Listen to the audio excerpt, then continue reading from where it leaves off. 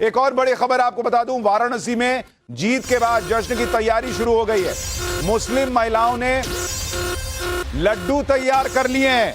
ये एक और बड़ी खबर आ रही है भैया, लड्डू उड्डू बनने शुरू हो गए हैं। मुस्लिम महिलाओं ने नरेंद्र मोदी की जीत के लिए लड्डू तैयार किए हैं, ये खबर आ रही है। मुस्लिम महिलाओं ने मंगल गीत गाया है और पीएम मोदी की जीत को लेकर आश्वस्त हैं मुस्लिम महिलाओं ने कहा होली दिवाली एक साथ मनाएंगे। यानी वाराणसी में अलग माहौल है।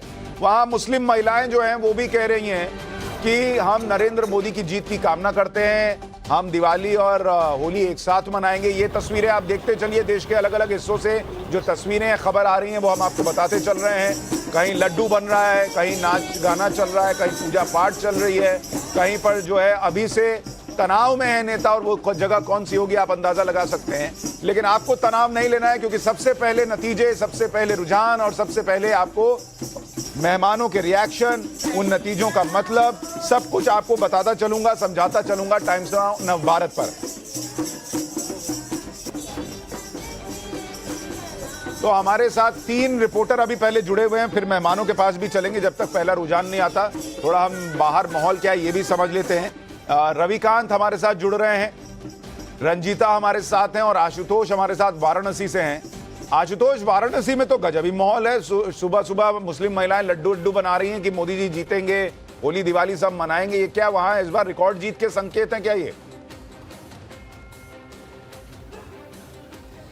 सुशांत जी, देखिए इस वक्त पूरा जो बनारस है वो बम बम बोल रहा है और ये सिलसिला जो है वो पिछले 2 दिनों से जारी है। और सिर्फ लड्डू ही नहीं बल्कि यहाँ पर लाल पेड़ा भी बनाया गया है ताकि लोगों का मुंह मीठा कराया जा सके।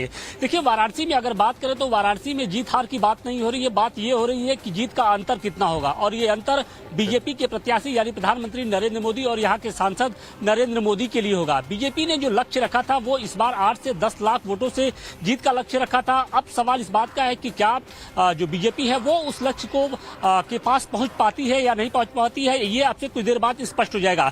लेकिन जो विपक्ष है उसकी बोलती जरूर बंद हुई है, क्योंकि जिस तरीके से जो लोगों का रुझान देखने को मिला है पिछले चुनाव भर के दौरान, और इसके अलावा जब से एग्जिट पोल आया है, एग्जिट पोल के जो रुझान आए हैं उसके बाद से ही जो विपक्ष का जो चेहरा है वो बिल्कुल लटका हुआ है। विपक्ष के जो कार्यकर्ता हैं वो लगातार ईवीएम की रखवाली कर रहे हैं, लेकिन यहाँ पर ईवीएम की रखवाली कर रहे हैं, लोकतंत्र की रखवाली करनी थी, ईवीएम की रखवाली करने पर आ गए हैं। अरे भैया ईवीएम ठीक है, कभी ईवीएम को रखवाली की जरूरत पड़ी नहीं है, और जितने लोग हैं वो पहले ही ईवीएम की रखवाली करने के लिए सुरक्षा बल मौजूद रहते हैं, कार्यकर्ताओं की जरूरत पड़ती नहीं है। मेहमानों और रिपोर्टर